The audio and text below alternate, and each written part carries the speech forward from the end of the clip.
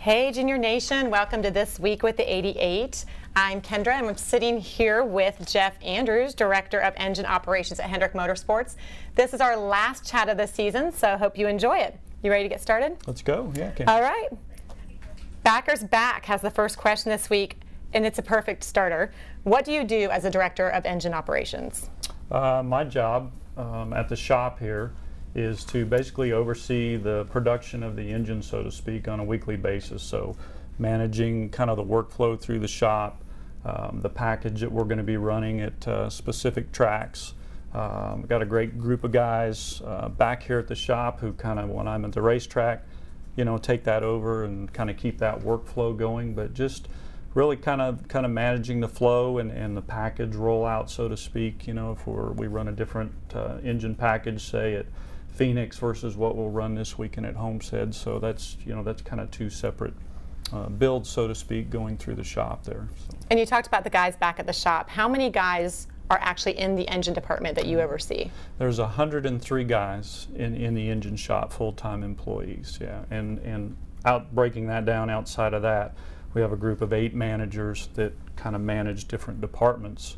The cylinder head department, there's a group of guys that are the engine tuners that you see at the racetrack, taking care of the engines while it's at the track. So, you know, various groups broke down basically inside that 103 people. And you have those engine tuners that work for each specific team.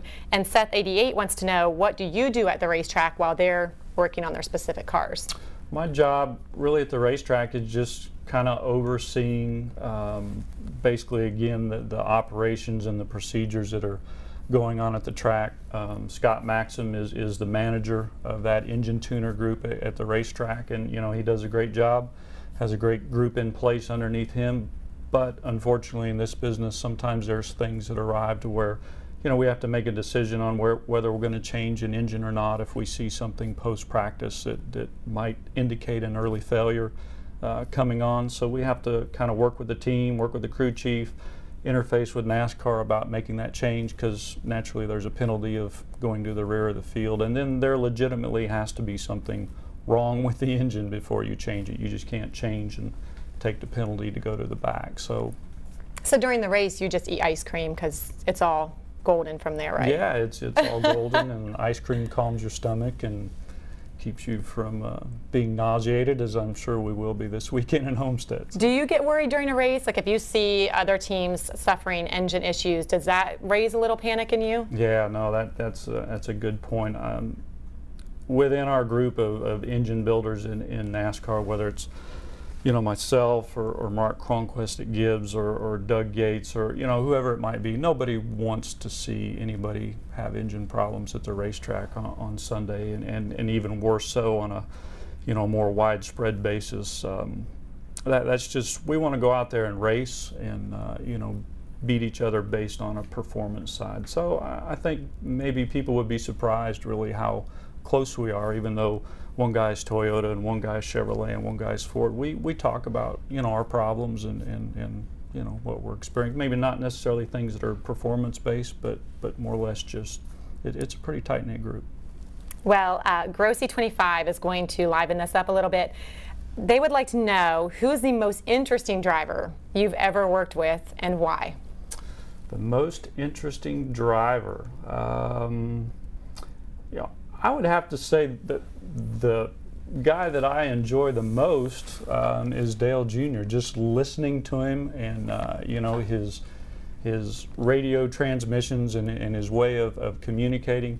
You know, I think a lot of what fans hear on the radio are somewhat misinterpreted. He's very intense. He has a different way of getting what he's trying to say across.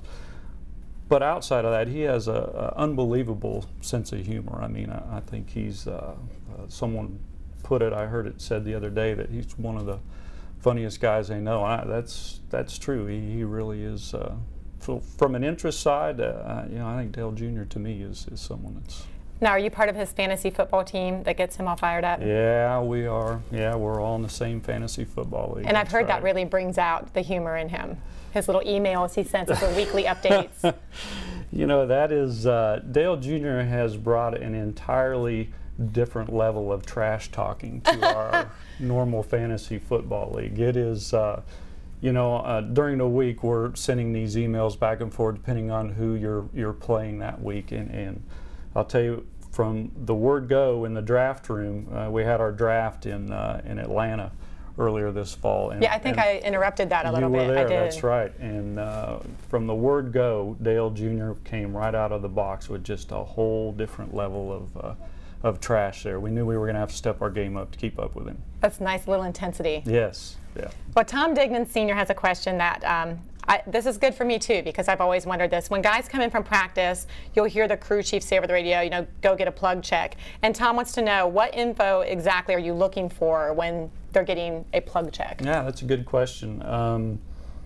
One of the biggest things we're looking for is just, in that particular instance, you want to get the engine shut off basically at a kind of a peak power type situation to where the engine's not idling, and basically a richer mixture is affecting the way the plugs look. So a clean cut is basically just shutting the engine off, kind of a combination of the clutch and ignition at the same time, to where you get a real accurate reading of what's going on inside the combustion chamber engine. You can look at the heat that's in the spark plug and make adjustments to timing or the air-fuel ratios in individual cylinders based off what you see in that plug. You're looking for some pre-ignition, which is too much timing, which shows up as like a little black speck on the white porcelain of the plug. So there's 2 or 3 things there. And then just an overall condition of the engine after practice. You're just looking at all 8 cylinders, making sure they're all clean and dry. So I'm nodding like I understand. Yeah, I saw that. But it's a little, it's going a little over my head. But Tom Dignan Sr. has a follow-up question. It's obviously not going over his head at all because he's getting pretty technical. Do you ever make race day changes due to weather, to timing, or carburation? Absolutely. So you can see that's, yeah, Very thank good. God for Tom. Very good question. We joke, but in all seriousness, part of our job is to be a weatherman, right? Because the way the NASCAR rules are and the current ignition system and the current fuel system that's on the car, it doesn't react real time to weather changes. So if the weather is going to change, you know, sometime over the weekend, whether it's the barometer or a drastic temperature swing, or you know, a good example is last weekend in Phoenix, very dry conditions, very good air. The engine does not like to, when it takes in air, it does not like to take in water because water doesn't burn and combust well. So the less water that's in the air, you have to take some ignition timing out and put some fuel in because the engine is physically making more power in that air. Now, if we go to Pocono in the middle of July, much higher altitude, much more humidity, much more moisture in the air, so we will put some extra ignition timing in and take some fuel out because the engine is making less power and doesn't require you know, all the fuel that, say, like it would at Phoenix. So Is that all things that you can plan ahead of time? Can you do that here at the shop? Or is that something you have to wait to do at the racetrack? we will take a look at what the predicted weather is supposed to be for a weekend. You know, you can get on about any weather site and get a 7 to 10-day forecast, and you can, you know, go to some sites and break that down pretty accurately in terms of humidity and barometer and things. But at the track, we have a weather station that is mounted on top of one of the trailers, and basically it's monitoring all these things real time. And then we have a little pager that we keep with us, and basically every 15 minutes that pager will update with the current weather conditions. So we will go through and basically look at what the weather's doing and changing. We're nerds, hey, we know. Well, I travel with you every week and I've never seen this pager, so it's like this little hidden secret. Now, is that something every team does, or is that like a Hendrick secret that we're sharing with people? I think in today's world, most every team has access to that technology. Well, it's good that you didn't just share a secret, because I would hate for you to get fired for doing a chat session. Last week at Phoenix, and you talked about how that's good air for an engine, but Jimmie Johnson said after the race that he thought his engine was slightly down on power. Now, how do you handle that, and why do you think he said that after that race? I'm not sure. I didn't hear that comment. I mean, I didn't either, but Kimmy for me must have. Okay.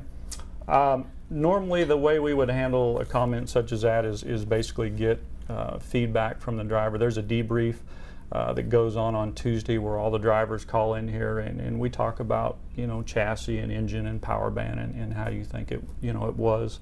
We're always working trying to bring you know, enhancements to our engine package here back at the shop. So we take that feedback. You know, unfortunately, not every driver may want the same exact or feel the exact same thing.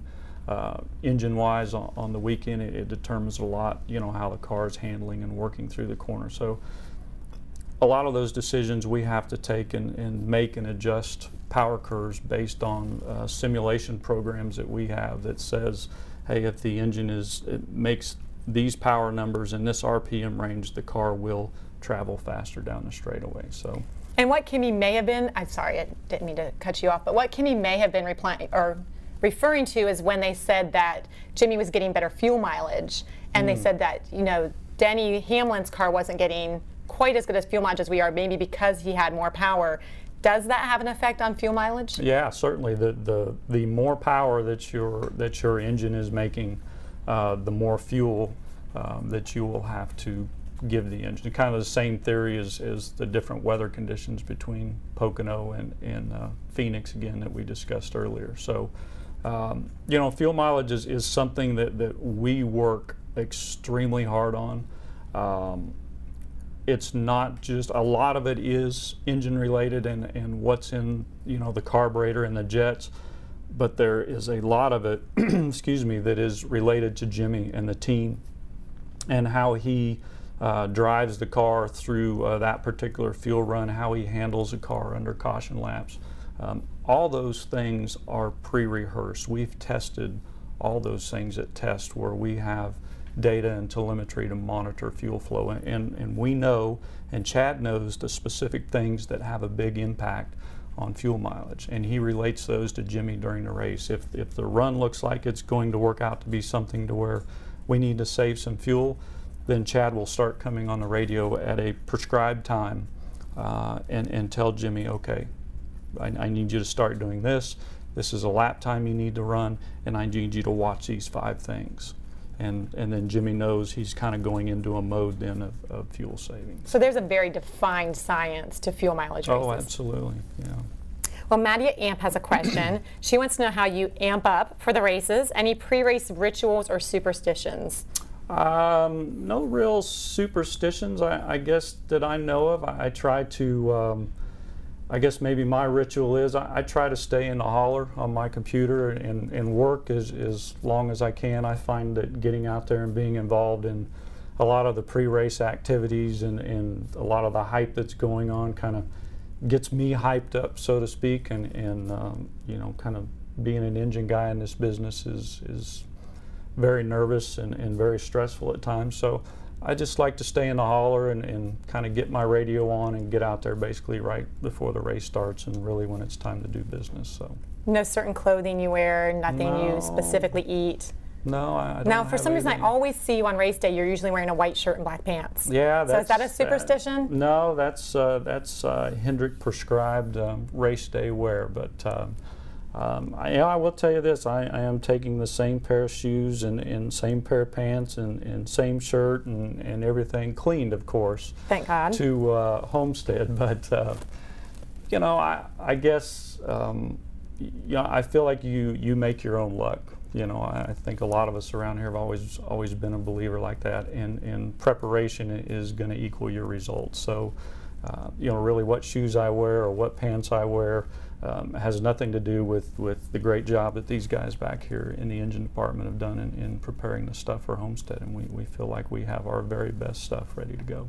Now, Grossi25 wants to know, there's a new car design for next year. I've seen it briefly, the new nose for the Sprint Cup cars. What do you think about the design itself? I've only seen it briefly. I've seen some very small scale models of it, but I myself personally like the look of the nose. I mean, I like getting rid of the splitter braces and things that are on the front of the nose now that don't really have a tie, you know, to the current car. So, you know, I think it's a great direction.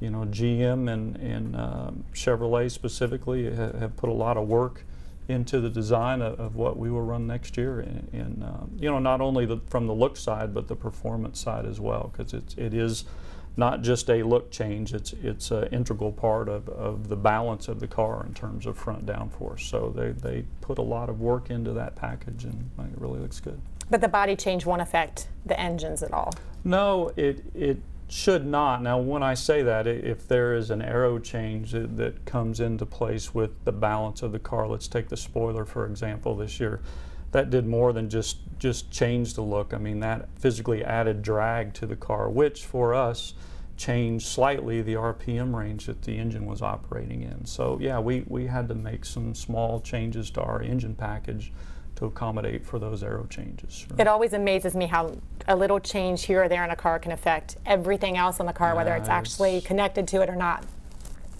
Beth88 for Life would like to know, when you go home at night, what's the one thing that's just the hardest part of your job, the one thing that still aggravates you? Just leaving it here, you know, not taking it home, not sitting there working on a computer at home. Wondering and thinking, especially this time of year, about, you know, details. What did we miss? What did we cover? You know, the worst thing for us right now is to get something back, right? Say if we got something back from Phoenix and the engines are coming apart and we saw something that's a potential problem for this coming weekend. How do you react to it? What's the, you know, right course of action to take? And you know, the extreme would be changing all the engines in you know, Homestead. But thinking about those little things, the details, it's, you know, from our side, it's usually always something for us that's going to get us in trouble on Sunday. It's usually something very small. I mean, we've had some 30-cent parts that had just completely taken us out of a race event on Sunday. So there's just so many details to it. And when you go home, you just continue to run through all that stuff. But you have an engine hoist at your home, right? So if you wanted to take it home, technically you could. I do, but no, I don't. I don't want to take those kinds of engines home. I have a couple of old cars that I have at home. Hopefully, being an engine guy, I don't want to ever work on the engine in the car. I like to polish the cars and look at them, and yeah, there's all kinds of jokes about my car sitting around and not coming out of the garage, but hey, you know, that's what I like to do. So. Well, guys, we're about halfway through the chat. We've been getting great questions, so keep them coming. Remember, this is the last one of the year, so ask anything you want to ask, and we'll try to get it on there for you. Tom Dignan Sr., this is the technical guy. Is there any one track that is more difficult for you than another? We talked about weather, but as far as the layout of the track or the shape of the track, is there one that's harder than others? Yeah, there's definitely tracks on our circuit from an engine side to where we know, because of the weather that's going to be at the racetrack and what we call the duty cycle of the engine at the track. In other words, how long is Dale Jr. at wide open throttle per lap? What percentage of that time? That wide open throttle condition is heat. The engine's producing power naturally when the throttle's wide open. So the longer you sustain that on a per lap basis, the harder that is on engine components. So let's take Texas for example. 3 weeks ago, California, you know, was another tough one there early on in the chase. Again, you got the dry weather conditions. The driver is on the throttle, so to speak, maybe 65% of the lap is at full throttle conditions. So those kinds of tracks really require us, you know, to have our homework done, again on the weather, again on what the engine tune-up needs to be, and really going back and looking at history of what we did to accommodate those certain situations throughout the year. So. And Norco Cheermon wants to know, on the flip side, what's the easiest track? Probably the easiest track, other than a possible missed shift or something RPM wise, would be a road course, say for example, because there's a lot of partial throttle time. You know, generally speaking, that's easier on engine components, but again, you have the RPM side that, you know, where a driver's upshifting and downshifting constantly. So that really comes down to a driver taking care of the engine and making sure he hits all his shifts, both on up and down shifts. But now, a big change that's hitting NASCAR next year is the switch to ethanol E15 gasoline. Sure. How does that affect the engine, and does this make you kind of re-look at everything you've done up until this point? Well, the biggest thing is the systems that support the engine with the fuel. And when I say that, fuel lines, fuel pressure regulators, fuel pumps, just making sure and confirming that the materials that you're using in those components are compatible with the ethanol that's going to be in the fuel, because it is, it's a completely different environment that those components are getting ready to face. So what we're doing to get ready for that is, we've already converted our storage tanks here at the shop to the E15 blend, and we've already begun running a series of tests now for probably about 2 months, just to make sure. And so far everything's looked very good. We've really had to make very small changes to adapt to it. So. And does that start right away at Daytona? That will start right away at Daytona, yeah. And we're getting ready to go to a round of tests here in early December, and we will have that fuel in all our cars there as well. So. And Tom Digman's back again. He would like to know if fuel injection will be at the Daytona 500 as well. No, that's not correct. Not this year. The current plan from NASCAR on a fuel injection side is you probably will see it sometime after mid-season 2011. NASCAR really hasn't given us a firm date there. Again, as a group, when I say a group, John Darby from NASCAR and several members, key members from the engine shops in NASCAR, we've been meeting on a monthly basis, discussing the right rollout time frame, discussing the right components to use, what we want the package to be. I give NASCAR a lot of credit for reaching out to the teams and asking them, hey, what do we need to do here? What does our sport need to go forward with this properly? So a lot of discussion still about it, some testing that's gone on here, certainly with fuel injection. But when you see it at the racetrack, I don't really know that. That's kind of NASCAR's call, but I would say sometime late 2011 would be the best scenario right now. Aside from everything at the track and all the work, Grossi25 would like to know, what's your favorite track to travel to? Favorite track to travel to for me would be California, because I'm originally from California. I usually have a lot of family that comes out to see me, and or I go home for a few days afterwards. Now, so, Fontana or Sonoma?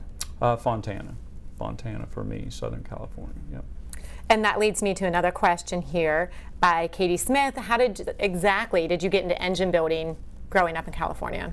My family, specifically my dad, has always been involved in the motorsports arena in the Central Valley of California, building motors.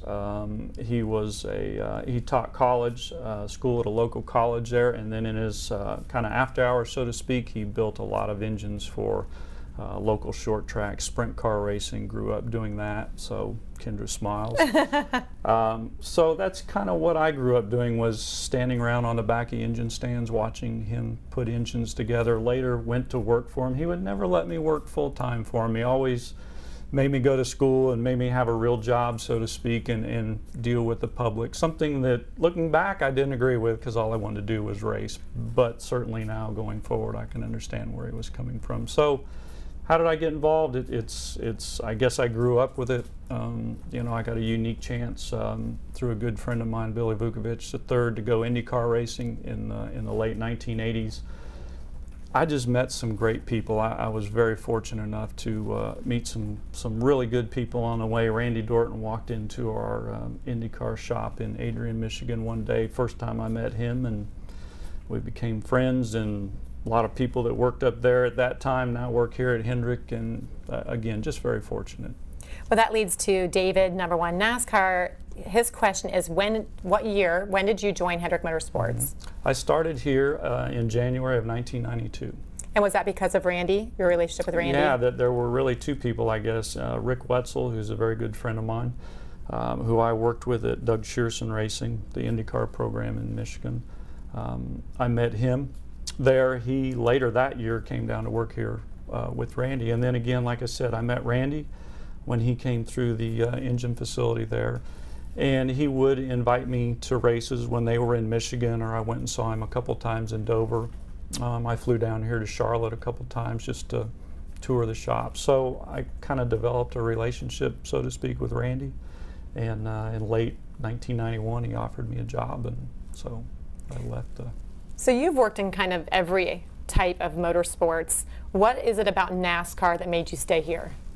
To me, when I got here, I left the kart in the IndyCar series at a time when, really from an engine side, excuse me, a lot of things were being taken over to England and being done overseas. I'm not saying that's a bad thing, but really we were just kind of an engine assembly facility, and there was no real development going on, no me bettering myself in terms of my knowledge of the engine. When I came down here and visited the shop with Randy, I really felt like that he was a person that kind of put the engine build, so to speak, back in the hands of the engine builder. And at that time, it was a lot of fun back in those days. It was kind of a free-for-all. We were all had our own separate assembly rooms, and we would call and all order our own parts, and it was really a internal competition between the 3 or 4 engine builders that were here at that time. It's not that way anymore, unfortunately. The business has changed and the way we do business has changed, but that's what really interested me, was just the way that Randy had built an environment to where, you know, the engine builder had a lot of input. Now this next question comes from someone that I think you might know. His name is Craig Andrews. I've heard of him. Yeah, I thought you might know him a little bit. He wants to know, and I think he has a little inside knowledge here, do you actually enjoy the extra pressure that the chase puts on you and everyone in your engine shop? You know, I'm a sick individual, I admit it, but I do enjoy the 10 race do or die format. I do. I think whether it's the World Series, I love to watch baseball, but I don't like to watch baseball until the playoffs in the World Series. I enjoy the pressure of you either perform and win, and if you don't perform, you know, you don't. This time of year to me is that. This is what we get paid to do. This is why sponsors are associated with us. It's time to just step up to the plate and win races and win championships. So yeah, I look forward to this time of year every year. I enjoy the chase format. I think it added a tremendous amount of pressure, but I also think it added a tremendous amount to our sport in terms of getting everybody grouped back together and, okay, look, you were the 12 best guys up to this point. Now go for it and may the best team win. So this weekend, I'm ready. I'm excited and feel like we're up for the challenge. And it probably helps that you've won the last 4 championships. It helps, I think, from Jimmy's side and that team side. They have a lot of confidence in that aspect. But let's be honest, that was last year. This is a totally different year. The competition level is greater. A lot of teams, the 29, the 11, a lot of other teams, you know, we feel like have caught us. We feel like we've got a lot of work to do over the off season to get ready for next year, to get some of our edge back. But at the same time, you know, I feel like, you know, for Homestead, I feel like we're ready to go do battle with those 2 cars. So. Good to hear. George 9486 would like to know, what is unique about working with the 88 team specifically compared to the other 3 at Hendrick? Each one of our teams, I think, has its own different way of doing business at the racetrack, so to speak. And each one of our teams is really this unique group of guys that essentially travel and work together. You know, not only the 4 days a week that they're at the racetrack, but also, you know, back here at the shop for another 3 days a week. So, you know, when I go into that environment with the 88 car, you know, again, I mentioned there's a side there to Dale Jr. who just has this tremendous sense of humor, but at the same time, you know, he does a lot for his guys. I mean, they went to a hockey game this weekend and Phoenix to where, you know, they pushed the race car out on the ice, and I think just as a team, they they're very serious about what they do at the racetrack, but they also are a very close-knit group away as well. So. This is probably our last question of the chat. Megan, #1 fan, would like to know if you could have any other job at Hendrick Motorsports, which one would you choose? Which one would I choose? Well, I think you'd be a PR rep. You think? No, I don't think so. If I could do what I do miss in my current job is being more hands-on, actually assembling engines and being involved with the parts and pieces in your hand. The unfortunate side of thing that I do now is I don't have time to do that anymore, and we've got a great group of guys up there assembling engines. So if I could do anything, it would be to physically build engines again and go in the dyno and listen to them run and know that hey, I physically was the one that bolted all that stuff together and made it work. So that's something I do miss. Well, thank you for being on the chat with us today. You definitely enlightened me on the side of engine building, and hopefully all the fans out there. Thank you, guys. That's it for the season. That's our last chat of the 2010 year. We've had great guests this year, from Dale Jr., everyone's favorite, to spotter TJ Majors, to crew chiefs Lance McGrew, Steve Letarte, Alan Gustafson, and many other members of the 88 shop. Hopefully you guys got to know them and enjoy what they do even more. Remember, if you missed any of these chats, you can go back to ampupthe88.com, go into the archives and check them out at any time. Thanks again. Have a happy and safe holiday season.